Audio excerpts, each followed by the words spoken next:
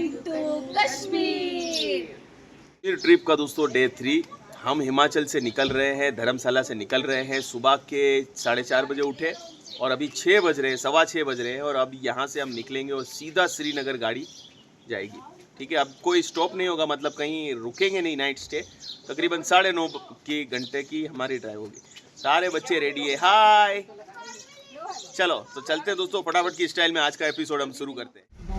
तो दोस्तों निकलते निकलते 6:30 हमें हो गए। आप देख सकते हैं आपकी यात्रा मंगलमय हो, ऐसा लगा है। ये एंट्री का गेट है यहाँ पर धर्मशाला का। ठीक है, तो 6:30 बजे है और अभी किलोमीटर जो टोटल है वो 1,57,446 है स्क्रीन के ऊपर, है ना। तो यहाँ से अब तकरीबन हमें 380 किलोमीटर जितनी जर्नी करनी है, लेकिन जर्नी जो है वो ज़्यादातर पहाड़ों में होने वाली है। तो जर्नी का टाइम थोड़ा सा ज़्यादा बता रहा है, मतलब कि 9.5 घंटे बता रहा है। जैसे हम थे वैसे ही आजिम भाई गाड़ी चला रहे हैं, मोमू मेरे पास है और बाकी सब पीछे है। और हमारे 2 बड़े नवाब साहब सबसे पीछे हैं और बाकी 2 बच्चे बीच में हैं। धर्मशाला की अगर हमने हमारा लास्ट डे का व्लॉग नहीं देखा तो देखिए कि क्या घूमने जैसा है, कैसा है, हमारा पूरा दिन रहा, वो भी बनाया मैंने। प्लस धर्मशाला आते कितने दिन की इटरनरी आपकी, कितने दिन रुकेंगे तो क्या क्या घूम सकते वो है। प्लस थोड़ा सा मैंने, अगर आप धर्मशाला आते हैं तो डेलहाउसी के बारे में भी आपको उसी वीडियो में मैंने बताया है। ठीक है, कि किसको डेलहाउसी जाना चाहिए, किसको नहीं जाना चाहिए और कब, और वहाँ क्या घूमने जैसा है वो भी मैंने बताया है। तो दोस्तों समर सीज़न है ना, वो बेस्ट है पहाड़ों में घूमने के लिए, जहाँ पर टेम्परेचर, अभी कश्मीर का भी टेम्परेचर जो है वो तकरीबन धर्मशाला से 2-3 डिग्री ही कम है, ज़्यादा डिफरेंस नहीं है। यहाँ का टेम्परेचर मिनिमम जो है तकरीबन अभी मई महीने में 16-17 चल रहा है और वहाँ पे 15 जैसा टेम्परेचर है कश्मीर में। तो this is the best season आपको पहाड़ों में घूमने के लिए। लोग विंटर में जाते हैं स्नोफॉल का मज़ा लेने के लिए, लेकिन कश्मीर में ज़्यादातर लोग विंटर में अगर कार लेके जाएंगे तो फंसने के चांस ज़्यादा है। बिकॉज़ जो यहाँ से बहुत बार जा चुके हैं, मेरे साले के साले, उनसे हमने बात की तो उन्होंने कहा कि वो भी फंस गए थे, गाड़ी लेके गए थे तो। और बहुत लोग फंसते हैं और हमें खबरें भी टीवी में देखने को मिलती है। तो अगर रोड ट्रिप कर रहे हैं तो समर में करिए, और अगर आपको स्नोफॉल का मज़ा लेना है तो बाय फ्लाइट जाइए, जम्मू उतरिए और फिर वहाँ से जाइए। और उसमें भी फंसने के तो चांसेस रहते ही है, बिकॉज अगर हाईवे ही जाम है तो आप कैसे आगे बढ़ेंगे। कांगड़ा भी बहुत नज़दीक है और यहाँ पे कांगड़ा पे ही दोस्तों यहाँ पर खिलाड़ी उतरते हैं और धर्मशाला क्रिकेट खेलने जाते हैं। ठीक है, कांगड़ा बिल्कुल आप कह सकते हैं धर्मशाला के अंदर ही, इतना ही डिस्टेंस है, 20-25 मिनट ही दूरी पर है। तो अभी हम कांगड़ा में हैं। यहाँ पर छोटी सी अपडेट है, आप गूगल का रास्ता, हमने गूगल ने कौन सा रास्ता बताया और यहाँ के लोकल ने हमने को कौन सा रास्ता सजेस्ट किया है।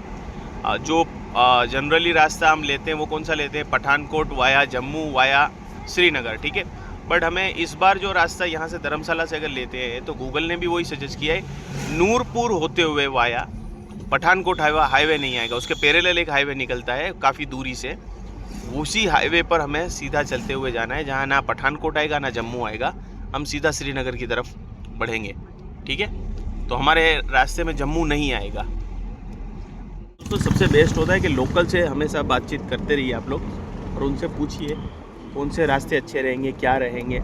मैंने आपको पहले की ट्रिप में भी बताया, आगे की ट्रिप भी हमने जितनी की, तो वहाँ से आपको सही आइडिया, अंदाज़ा मिलता है। दोस्तों रेत करके जगह से हम निकल रहे हैं, कस्बा लग रहा है कोई, और ये डबल लेन का हाईवे है। आगे से एक जो है हमने देखा ब्रिज बन रहा है, जो छोटी सी, अभी हम जो है छोटी सी एक पहाड़ी को राउंड टर्न करके निकल रहे हैं, फिर आगे चल के वही हाईवे बन जाएगा, तो आपको तो सीधा ही जाना होगा। अभी ये हमको थोड़ा सा घुमा रहा है। ये फिर से बड़ी सड़क आ गई है। ठीक है, इसका निर्माण कार्य थोड़ा थोड़ा चल रहा है, वही जो मैंने आपको आगे ब्रिज बताया वही यहाँ पर कनेक्ट होगा। ठीक है, और यहाँ पे भी निर्माण कार्य चल रहा है, तो शायद यहाँ से भी डाइवर्जन है। देखिए हमें अंदर जाना है, सामने नहीं चल पाएंगे, तो ऐसे ही वहाँ आगे भी डाइवर्जन था। और कोई दोस्तों अल्टरनेट रूट भी नहीं है, यही रूट पे पहले तो आगे बढ़ना है।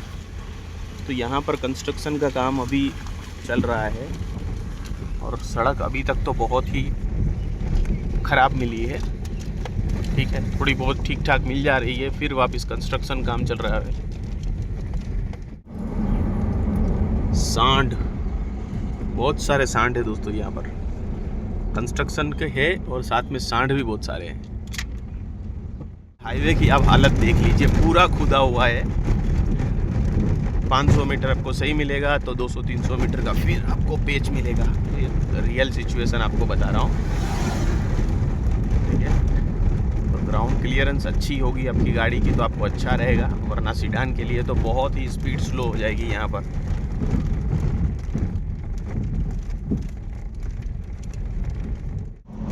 नेचर को ख़त्म करना दोस्तों मैं अंदाजे से बता रहा हूँ, बाकी आगे का हल आपको आगे पता चल जाएगा कि शायद ये पठानकोट तक हाईवे बन रहा होगा। तो अभी नूरपुर जो है तकरीबन 25 किलोमीटर की दूरी पर है, तो हमने 20-25 किलोमीटर चला है, 20-25 किलोमीटर और ऐसे हाईवे पे चलना है, ठीक है। तो फिर नूरपुर से जो है हम दूसरा रास्ता ले लेंगे। देखिए आने वाले सालों में आपको ऐसा हाईवे कुछ बन के मिलेगा तैयार। ये जो अभी हमने जो पेचिस काटे हैं पूरे ख़राब वाले, तो आगे हम पठानकोट में अगर कंस्ट्रक्शन काम होगा ना तो पठानकोट वाला हाईवे नहीं लेंगे, पठानकोट जम्मू नहीं लेंगे, नूरपुर से जो गूगल बता रहा है सिंगल पट्टी का वही लेंगे। जो हमें हमारे यहाँ भाई साहब थे धर्मशाला में, उन्होंने हमें गाइड किया कि वही ले लीजिएगा आप जम्मू पठानकोट वाया जम्मू होकर मत जाइएगा, क्योंकि वो अभी रिसेंटली दिसंबर में ठंड में जाकर आए हैं। अब ये देखिए टनल के बाद फिर से दोस्तों हमें डाइवर्जन दिया है, मतलब पुरानी हाईवे पे किया है, और ये नया हाईवे जो आपको चकाचक 2-3 किलोमीटर मिला वही, उसके बाद अब फिर से वही रास्ते पे 4 बोतल वोड का काम मेरा रोज का वैसा हो गया है। अभी जो बगल में आप रिवर चलते हुए देख रहे हैं उसका नाम है बिस रिवर, बिस, ठीक है। देखिए पहाड़ियाँ काटी जा रही हैं, पेड़ काटे जा रहे हैं और चौड़ी सड़कें आपके लिए बनाई जा रही हैं। And this is the reason why कि जो पहाड़ियों से पत्थर गिरते हैं वो घटनाएं इसीलिए बढ़ रही हैं। काफ़ी दोस्तों यहाँ के पर्यावरणविदों ने बताया है कि ये चौड़ी सड़कें हमारे आने वाले भविष्य के लिए बहुत ही नुकसानदायक है, बिकॉज़ इससे जो है वो पत्थर गिरने की घटनाएं और बढ़ेंगी, अनस्टेबल होंगी। तो ये काफ़ी चल रहा था, कोर्टों में मामले भी बहुत चले हैं इसके बारे में, और उसके बाद डिसीजंस लिए गए हैं ये हाईवे बनाने के।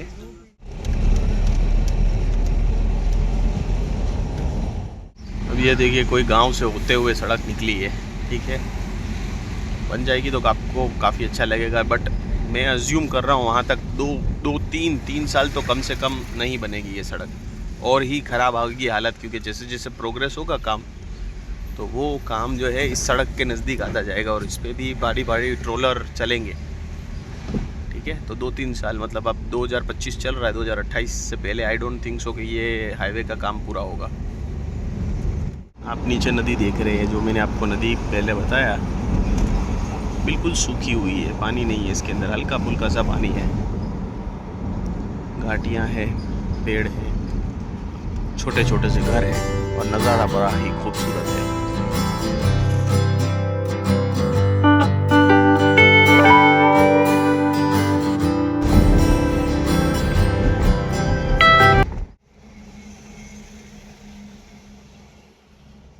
तो 1 घंटे से ऊपर चले हुए हो गए, हाईवे ख़राब होते हुए भी हमने तकरीबन 50 किलोमीटर कवर कर लिया है, तो ये बहुत अच्छी बात है। और ये हो पा रहा है कि ये गाड़ी जो है डस्टर है, रेनॉल्ट डस्टर। अगर मेरी दोस्तों गाड़ी जो है वो होंडा अमेज है, हमने लखनऊ में छोड़ी, अगर पिछले वीडियो नहीं देखे तो देख लीजिए। यहीं कच्चे रास्ते पे एक अच्छा सा थोड़ा सा पेट्रोल पंप मिला है नियारा का, तो यहाँ डीजल जो है भरवाएंगे भाई साहब आजिम भाई, और बच्चे वगैरह सब जो है वॉशरूम भी जाएंगे, ठीक है। तो यहाँ पर पेट्रोल जो है वो डीज़ल सस्ता है, लगभग 84 रुपीज़ है, और अगर हम पंजाब बॉर्डर में भरवाएंगे तो वहाँ 88 है, जम्मू कश्मीर में भी 88 है। तो आप ऐसा कर सकते हैं, भरवाना चाहते हैं तो थोड़ा बहुत तो रिफ़िल करवा लीजिए, क्योंकि 4 रुपये का फ़र्क है, फिर आपके ऊपर डिपेंड करता है। ये बोल दिया है फुल टैंक करने के लिए, फिर फुल टैंक करवाएंगे हम, ठीक है। तो अभी तक ये हम 3rd बार डीज़ल गाड़ी में डलवा रहे हैं, 36.5 लीटर डाल चुके हैं। 3120 रुपये का हमने पेट्रोल डलवाया, 3120 रुपये, ठीक है।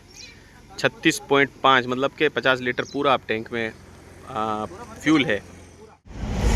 तो देखिए पठानकोट सीधा बता रहा है, ठीक है। हम नूरपुर आ चुके हैं और अब हम यहाँ से सांबा के लिए मुड़ेंगे, क्योंकि दोस्तों वो जो भाई साहब पेट्रोल पंप वाले ने हमें रास्ता बताया ना, जो मैंने आपको अपडेट दी जम्मू होते हुए, वो रास्ता काफ़ी लंबा है। फिर से हमने कंफर्म किया और हम सोच रहे हैं कि हम जो रास्ते पे डिसाइड किया था उसी पे चलेंगे, सांबा होते हुए। अब नेक्स्ट हमारा जो टारगेट है कि सांबा होते हुए हम आगे बढ़ेंगे, उधमपुर होते हुए। सांबा के बाद आएगा उधमपुर, ठीक है।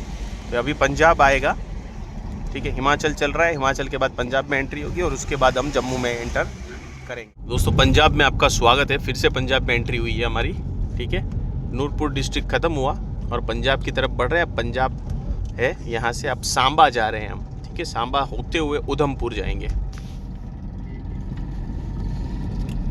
सड़क का बड़ा ही ख़राब हाल है, लेकिन अभी जैसे हम सांबा के लिए मुड़ जाएंगे वहाँ से सड़क हमें फिर नॉर्मल मिल जाएगी। तो बस यहाँ तक की जो भी दिक्कतें परेशानियाँ थी वो हमारी 50-60 किलोमीटर की ही थी। पठानकोट पहुँच गए हम। पठानकोट नहीं जाएंगे बिकॉज सीधा पठानकोट शहर है।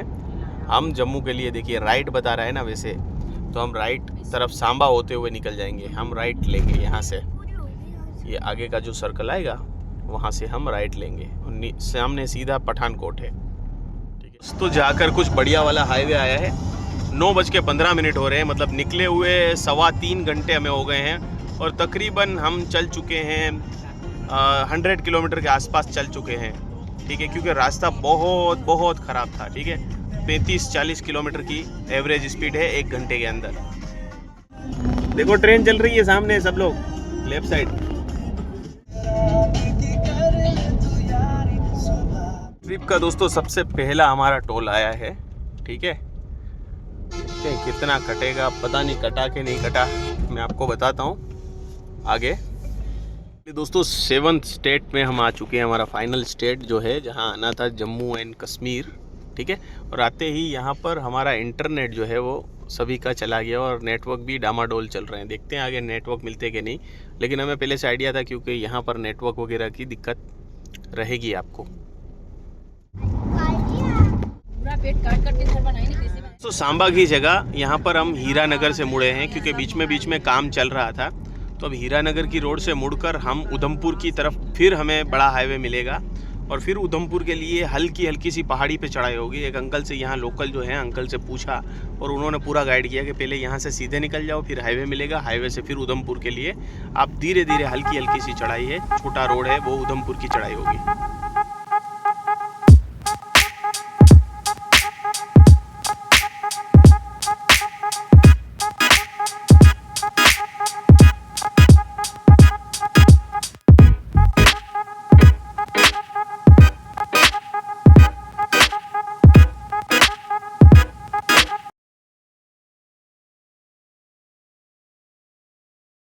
दोस्तों उधमपुर 35 किलोमीटर की दूरी पर है। 5 घंटे चलते हुए हो चुके हैं हमें। 6:30 बजे निकले थे, सुबह के 11:30 बज रहे हैं। चेनी करके कोई गांव आया है, छोटा सा कस्बा गांव कह सकते हैं आप, बस उसको हमने क्रॉस ओवर किया है। इस रास्ते पे आपको वैष्णव ढाबे बहुत सारे मिल जाएंगे। देखिए ये एक जा रहा है वैष्णव ढाबा कबीर, तो मतलब ढाबे छोटे छोटे से बहुत मिलेंगे, लेकिन आप प्रॉपर कोई फैमिली रेस्टोरेंट ढूंढ रहे हैं तो इस हाईवे पे अभी तक देखने को नहीं मिला है, ठीक है। तो इस तरीके से अपडेट है। अभी उधमपुर पहुंचेंगे हम, 25-30 किलोमीटर के आसपास बचा होगा। 200 किलोमीटर अभी तक हम कवर कर चुके हैं। रास्ता जो है मिला जुला था, बीच में बहुत अच्छा था, लेकिन फिर अभी खड्डे बहुत सारे आ रहे हैं।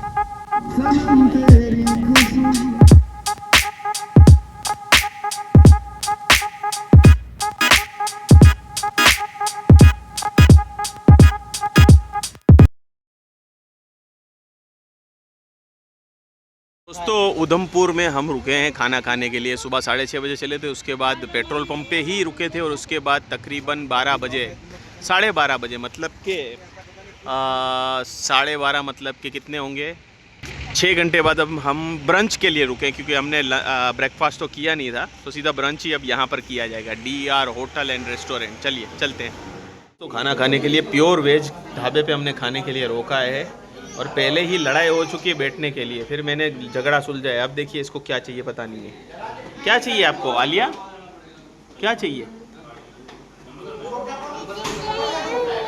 क्या चाहिए? सैंडल क्यों पहनाई है? सैंडल निकाल दो भाई, निकाल दो, सैंडल निकाल दो। यहाँ पर रुके हैं, आप देख सकते हैं कहाँ पर अगर आपको रुकना है तो उधमपुर के बाईपास से हमारा रास्ता जा रहा था, लेकिन हम उधमपुर में थोड़ा सा घुसे 1-2 किलोमीटर और ये हमको रेस्टोरेंट मिला है, प्योर वेज है। तो देखिए ये और रीज़नेबल, रेट भी रीज़नेबल है। 2 पनीर बटर मसाला ऑर्डर किया है, 1 दाल तड़का और 2 जीरा राइस हमने ऑर्डर किया है। ठीक है, पिज़्ज़ा वगैरह भी मिलता है, हॉट डॉग वगैरह भी मिलता है, लेकिन बच्चों से छुपा के रखना है क्योंकि यहाँ पर मेनू थोड़ा बच्चों को फिर है तो रिजनेबल सब कुछ, लेकिन फिर क्या है कि टाइम बहुत ज़्यादा हो जाता है खाने पीने में। कुछ थाली दी है, अब इसमें खाना खाएंगे, कुछ अलग ही ट्रेडिशन है, वरना तो प्लेन थाली मिलती है। थाली मिली है, उसमें रायता भी है, चटनी भी है, चटनी में प्याज भी है। पनीर बटर मसाला आ गया है, देखिए क्वांटिटी काफ़ी अच्छी है। ठीक है, और पनीर के टुकड़े भी डाले हुए हैं, और ये हमारी तंदूरी रोटी सबकी एक। चलिए खाना खा लिया, पनीर की सब्ज़ी क्वांटिटी भी अच्छी थी और खाने में भी टेस्ट काफ़ी अच्छा था, तो ज़रूर ट्राई कर सकते हैं अगर यहाँ से निकलते हैं आप लोग तो। अभी दाल चावल खा रहा हूँ, दाल तड़का जो आप गुजरात में खाते होंगे ना, वैसा टेस्ट तो नहीं है खैर, पर चल जाएगा ऐसा टेस्ट है। और क्वांटिटी काफ़ी दाल की अच्छी है। ठीक है, 5-6 लोगों के लिए भी इनफ है एक दाल का बाउल। ठीक है, और आप जो है वो जीरा राइस भी खा सकते हैं अगर लेना चाहते हैं तो, वो भी 3 लोगों के लिए इनफ है। 3-4 लोग आराम से जीरा राइस में खा जाएंगे। क्वांटिटी अच्छी है इनकी। ठीक है, फूड अच्छा है, टेस्ट अच्छा है, वैसे बहुत ख़राब नहीं है बट अच्छा टेस्ट है।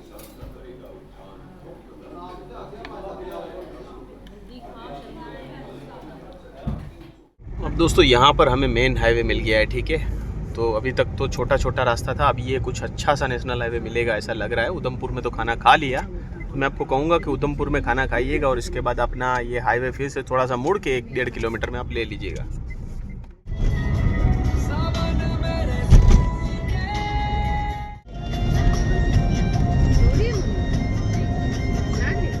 दूसरा टोल आया है दोस्तों। ये पहला टोल कितना था वो तो नहीं पता, अब यहाँ टोल कितना है वो मैं आप लोगों को बताने की कोशिश करता हूँ। यहाँ 195 रुपीज़ का टोल है।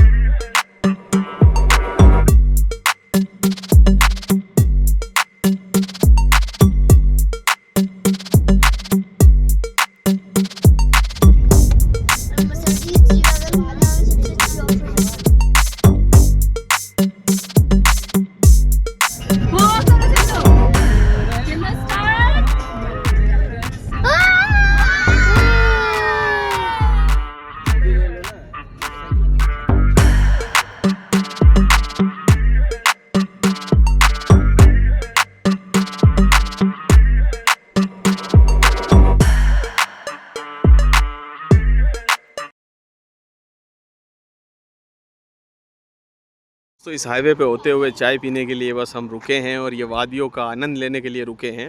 ठीक है, बहुत ही खूबसूरत वादियाँ यहाँ पर हैं और ये पहाड़ तो देखने की मज़ा ही कुछ अलग है दोस्तों। बहुत हाईवे भी बहुत अच्छा है, 2 टनल देखी हमने, आप लोगों को दिखाई। अब लकी पंजाबी वैष्णो देवी ढाबा पर हम रुके जहाँ चाय पियेंगे हम।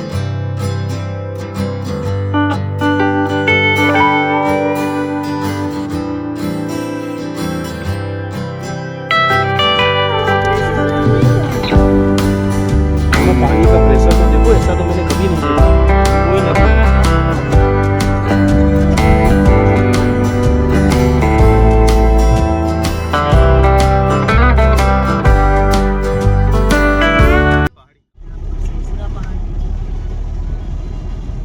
पहाड़ियाँ गिरती होंगी इसलिए ये टनल बनाई है जानबूझ के बनाया, गिरती ही रहती होगी। हाँ, पहाड़ियाँ गिरती ही रहती है इसलिए टनल बनाई है। इसलिए अपने को पत्थर गिरे हुए दिखे ऊपर, छत बनाई, छत के ऊपर अपने को गिरे हुए पत्थर दिखे।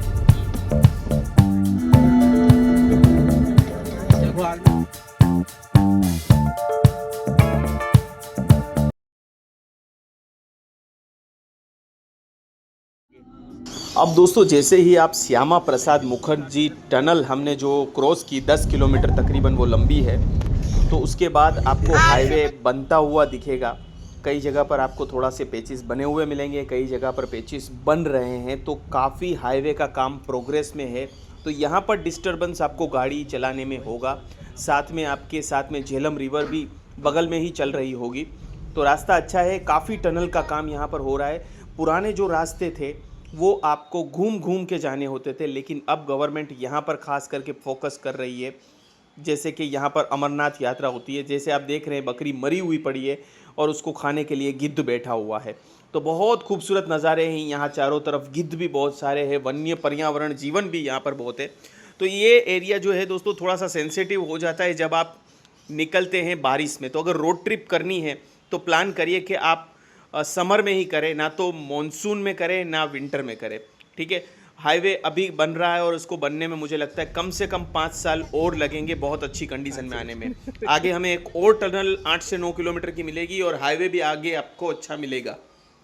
दोस्तों हमारा दूसरा टोल यहाँ पर जम्मू एंड कश्मीर में लगा। 195 का पहले लगा, 195 का दूसरा, लेकिन सड़क उसके लिए बहुत अच्छी मिली तो बहुत मुझे ये टोल सही लगा। और प्लस पहले शायद 100 का कटा होगा, तो अभी तक 500 रुपीज़ का हमारा टोल कटा होगा, शायद 500 रुपये जैसा टोल अभी तक सिर्फ कटा है धर्मशाला से लेकर। अभी हम श्रीनगर पहुंचने में तकरीबन 80 किलोमीटर जैसा बाकी होगा। अब दोस्तों ये टनल देख रहे हैं, उसको जवाहर टनल कहा जाता है। इसका नाम है बनिहार काजीगुंड टनल। ये 9.25 किलोमीटर लंबी टनल है दोस्तों, ये दूसरी सबसे बड़ी टनल यहाँ की है।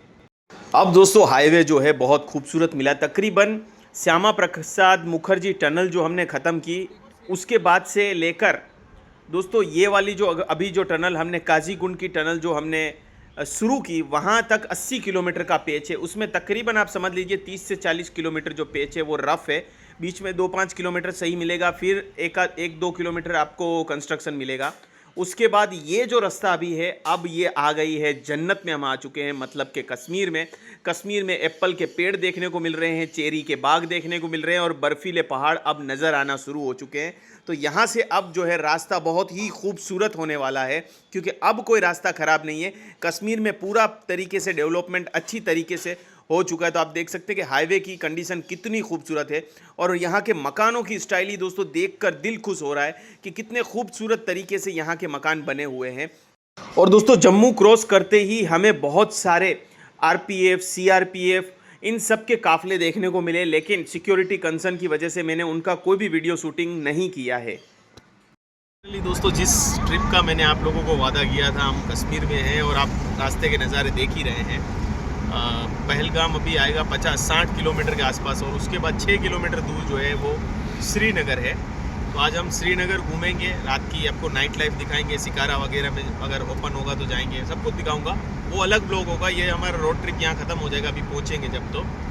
और उसके बाद कल घूमेंगे, परसों घूमेंगे, 2 दिन यहाँ पहलगाम है, सोनमर्ग है जहाँ बर्फ़ मिल सकती है शायद, और गुलमर्ग है। ये खास एरिया, इसमें अलग अलग जो घाटियाँ हैं, बेताब वैली है, बाईसरन देखेंगे कि बाईसरन में जा सकते हैं नहीं जा सकते, तो वो सारा कुछ हम कवर करने की कोशिश इन 2 दिनों में करेंगे। अब दोस्तों पोल्यूशन चेकिंग हमारे पास रिपोर्ट तो था, लेकिन ये रिपोर्ट रास्ते में कहीं दिखा है तो खो गया। अब शायद पुलिस वाले के पास रहा या क्या हुआ पता नहीं है, लेकिन ये आपके पास होना बहुत ज़रूरी है। अगर इसके साथ नहीं है तो चालान होगा। आगे हमारा एक छोटा सा चालान हुआ तो हमने सोचा कि भाई अब ये पोल्यूशन चेकिंग करवा लिया जाए, क्योंकि बार बार यहाँ तो पूछा जाएगा इसके बारे में। दोस्तों अब एक और चालान काटा जाता है। एक चालान है कि आपकी गाड़ी के ऊपर रूफ रील कुछ लोग लगा लेते हैं, ठीक है। ये हमारा आबू में काटा गया था। आबू की ट्रिप भी आप देख सकते हैं, रोड ट्रिप हमने की थी। जब हमने ड्राइवर लेकर गाड़ी गए थे, इनोवा थी, उसकी प्राइवेट पासिंग थी, लेकिन उसने जो गाड़ी के ऊपर रूफ रील होती है ना, वो उसने लगा रखी थी, तो उसका भी चालान बना था। तो ये भी नहीं होना चाहिए। प्लस नंबर प्लेट जो है आपकी, अगर अपने स्टेट से बाहर जा रहे हैं तो आपके पास जो हाई सिक्योरिटी नंबर प्लेट होती है वही लगानी है, और उसके स्टैंडर्ड स्क्रीन पे मैं आपको दिखा रहा हूँ कि आप मेरी तरह भी, मैंने इसको भी यूट्यूबर बना दिया है। एक्शन कैमरा से सारी एक्शन रिकॉर्ड कर रहा है। अरे देखिए धुआं उड़ता हुआ, धुएं से निकलती हुई सड़क और चारों तरफ एप्पल के पेड़, शायद एप्पल के ही पेड़ हैं। देख रहे होंगे कि इतना बड़ा क्या है और बीच में बड़े बड़े पट्टे। तो दोस्तों ये यहाँ का आप कह सकते हैं कि एक रनवे है जहाँ पर बड़े जहाज बोइंग जो 7 आते हैं, जिसमें पूरे अंदर मिलिट्री टैंक भी चले जाते हैं, वो भी इमरजेंसी सिचुएशन में अगर यहाँ उतारने पड़े तो उतारे जा सके, इसीलिए कंक्रीट की सड़क बनाई गई है और 12 लेन की बनाई गई है और बीच में कोई भी डिवाइडर नहीं है। ये दोस्तों जो देख रहे हैं बहुत अच्छी एमिनिटीज़ बना रहे हैं यहाँ पर national highway authority of India, ताकि आप यहाँ से नीचे उतर के खाना खा सके, रेस्ट कर सके। आने वाले दिनों में स्टार्ट हो जाएगा, पूरा बनकर तैयार है। और यहाँ जैसे ही आप श्रीनगर से 60-70 किलोमीटर है, तो अब आपको होटल वगैरह बहुत कुछ अच्छे अच्छे देखने को मिल जाते हैं। वेज खाना है, प्योर वेज, नॉन वेज खाना है, सब कुछ मिल जाता है। अब दोस्तों आपको कश्मीरी विलो बैट बनते हुए दिख रहे होंगे, चारों तरफ फैक्ट्रियाँ हैं कश्मीरी विलो की। यहीं से आपके बैट बनकर आते हैं जो आपके नज़दीकी स्पोर्ट्स स्टोर्स पे जो मिलते हैं। देखिए ये सारे यहीं पे बनते हैं। बहुत सारी दुकानें कब से चल रही हैं, मैंने सोचा ये भी आपको अपडेट दूँ। ठीक है, पूछेंगे बल्ले का प्राइस भी हम पूछेंगे कि यहाँ पर क्या है, कौन सी कैटेगरी का कैसा बल्ला आपको कितने में मिल रहा है, वो भी देखेंगे हम। यहाँ पर अखरोट का प्राइस भी दोस्तों मैंने पूछा। जो अखरोट का प्राइस गुजरात में तकरीबन जो 500 रुपये होता है किलो का, और 500, 600, 700, 500 से 700 के बीच में, वो यहाँ पर मात्र 200 रुपये में है, 200 रुपीज़ ओनली। ठीक है, गेट दोस्तों आ चुका है यहाँ पर, और टोल गेट ये हमारा जम्मू एंड कश्मीर का ही तीसरा टोल गेट है सिर्फ, और ट्रिप का 4th टोल गेट है। ठीक है, अभी तक तकरीबन 500 रुपये का टोल हमने भरा है, और यहाँ पर हम भरेंगे 100 रुपये का जा चुका है टोल, 25 रुपये भरेंगे, 125 रुपये। तो दोस्तों नेशनल हाईवे नंबर 1 कहते हैं, और कसम से नंबर 1 हाईवे है ये। चारों तरफ घाटियाँ, पहाड़ियाँ, और आप नीचे तल में चलते हुए, बहुत अमेजिंग एक्सपीरियंस है यहाँ पर। और घर इस तरीके से बने हुए जैसे किसी मॉडल हाउस देखते हैं ना, छोटे छोटे से, वैसे छोटे छोटे से घर लग रहे हैं। आप देखिए ऐसे मकान बने हुए हैं यहाँ पर। कंटिन्यूस खेत चल रहे हैं, खेतों में जो है गडरिया अपने बकरियों को चरवा रहे हैं। बहुत अच्छा खूबसूरत मौसम है, ज़रूर आना चाहिए दोस्तों। कश्मीर ज़िंदगी में एक बार ज़रूर आना चाहिए, और ज़िंदगी में मैं एक बार कहूँगा रोड ट्रिप आप गर्मियों में ज़रूर कीजिए, बिकॉज असली मज़ा जो है फैमिली के साथ रोड ट्रिप में आएगा। रोड ट्रिप करनी है तो यही राइट सीज़न है। आप ठंड में यहाँ आने का मत सोचिएगा, वरना आप पूरे फंसेंगे। ठीक है, और ख़ास करके फैमिली के साथ भी ठंड में बाय एयर भी मत आइएगा, काफ़ी लोग फंस जाते हैं बच्चों के साथ। हाँ, आप कपल हैं और यंग हैं तो डेफिनेटली आप आ सकते हैं, लेकिन बच्चों के साथ नहीं, छोटे बच्चों के साथ नहीं। अब दोस्तों अभी 7:10 हो रहे हैं, मैं आपको दिखाता हूँ मोबाइल में। ठीक है, यहाँ पर देखिए 7:08 हुए और सूरज अभी भी हमारी सामने है। ठीक है, वरना अभी 7 बजे तो कई जगह पर अंधेरा हो चुका होगा, तो यहाँ ऑलमोस्ट 7:45 बजे अंधेरा होगा। बड़े कार के शोरूम यहाँ पर है दोस्तों। जैसे ही हम श्रीनगर की तरफ मुड़े हैं, अब सड़क छोटी हो गई है, और आप देखिए श्रीनगर के नज़ारे आपकी स्क्रीन पर। और लाल चौक यहाँ से 7 किलोमीटर है, जो बहुत फेमस है। उसी के आसपास या यहीं कहीं हम होटल ढूंढने का ट्राई करेंगे। सोच रहे हैं कि पूरा हाउस ही मिल जाए तो फैमिली पूरी रुक जाए। यहाँ पर हाउस वगैरह भी मिल जाते हैं। एयरबीएनबी सही रहता है होटल्स बुक करने के लिए। 6:30 बजे चले थे, शाम को 7:30 बजे 13 घंटे, जो मुझे लग रहा था कि शायद हमें 13 घंटे के आसपास लगेगा कश्मीर पहुँचने में, और वही लगा। जितना हमें मेरठ से धर्मशाला में भी तकरीबन 13 घंटे ही लगे थे। ठीक है, अब होटल ढूंढा जाएगा, देखते हैं होटल कौन सा अच्छा है, क्या है। फाइनली दोस्तों लाल चौक में है, सीधा ही हम लाल चौक पहुँचे। लाल चौक में आपको यहाँ धर्मशाला भी मिल जाएंगे, यहाँ पर आप लोगों को बहुत सारे होटल भी मिल जाएंगे आपके बजट में। यहाँ पर होटल का किराया 1000-1500 रुपये से स्टार्ट होता है।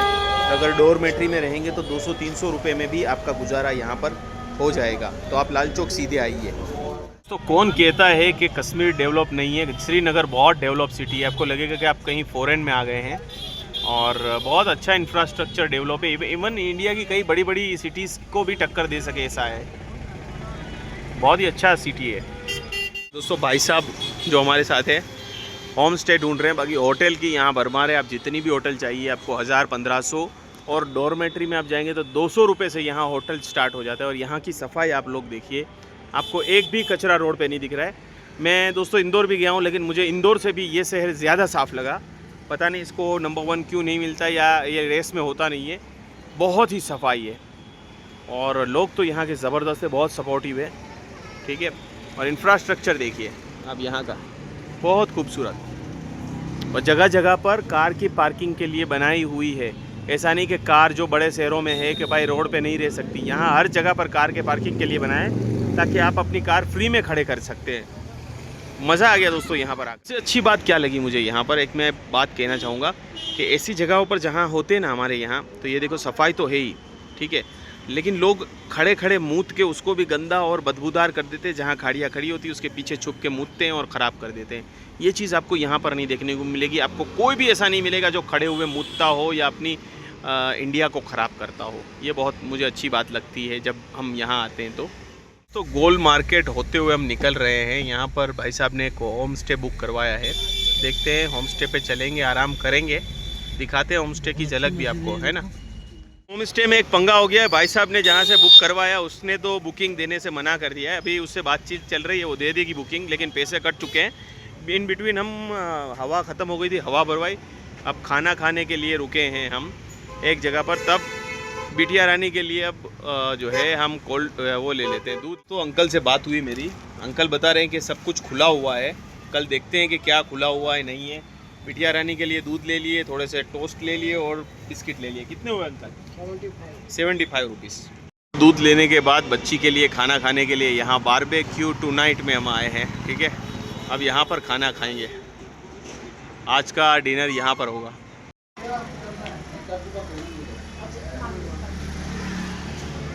अभी आ गई है और सब लोग आ गए हैं, ठीक है, बच्चे बैठ गए हैं।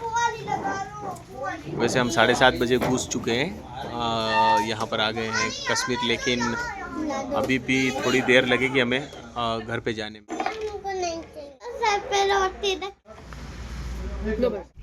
दोस्तों यहाँ पर 9:30 बजे है और मार्केट जो है यहाँ पर 9 बजे सब बंद हो जाता है। आप देख सकते हैं मार्केट के हाल।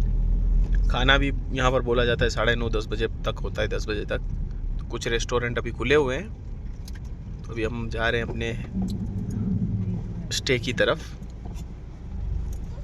फाइनली दोस्तों रात को 10 बजे हम हमारे होम स्टे पर पहुँच चुके हैं। बहुत ही प्रीमियम एरिया में ये हमको होम स्टे मिला है। यहाँ पर आसपास इंजीनियर और डॉक्टर के घर हैं। तकरीबन 3,500 में एयरबीएनबी से ये हमने बुक किया था। तो हुआ कुछ ऐसा कि मैडम ने आज के लिए बुकिंग बंद रखी थी, फिर भी हमारी रिक्वेस्ट पे उन्होंने हमें बुकिंग दिया है। ये जिलानाबाद सोसाइटी के अंदर दोस्तों हम रुकने वाले हैं। आज हमारा स्टे यहीं होगा। अगर अच्छा लगा तो आगे के दिन के लिए भी कंटिन्यू हम यहीं पर करने वाले हैं। देखिए सब्र का फल मीठा होता है, ठीक है। इतनी देर हम थोड़ा घूमे, 2-2.5 घंटे, लेकिन है ज़बरदस्त। एकदम बाहर से बंगला बना हुआ है, रात को मैं आपको दिखा नहीं पाऊँगा, ठीक है। सब्र का फल थोड़ा मीठा होता है, काफ़ी अच्छा। मैं डिटेल ब्लॉग इसका होटल का बना दूंगा, ठीक है। बच्चों को बड़ी मज़ा आई। हमारे साथ 2 बड़े बच्चे हैं, ये 10वीं में है। तुम किस में हो मुस्तफ़ा? ये 8वीं में है, ये 10वीं में है। उसने अभी पढ़ाई शुरू नहीं की, 3 साल की है। और ये फर्स्ट में है, मोमू मेरा फर्स्ट में है। तो बच्चों को बड़े मज़ा आ गए। तो रिजनेबल रेट रहता है, तकरीबन आप समझ लीजिए कि पर पर्सन अगर हम गिने बड़ों के हिसाब से तो 600 रुपीज़ 500 रुपीज़ आपको बड़ों के हिसाब से होंगे, और बच्चे कॉम्प्लीमेंट्री, तो विच इज़ गुड। थोड़ा ये है कि शहर से थोड़ा दूर है और डिज़ाइन वगैरह भी बहुत अच्छी की गई ऊपर। तो चलिए दोस्तों आज के व्लॉग को मैं यहीं समाप्त करता हूँ।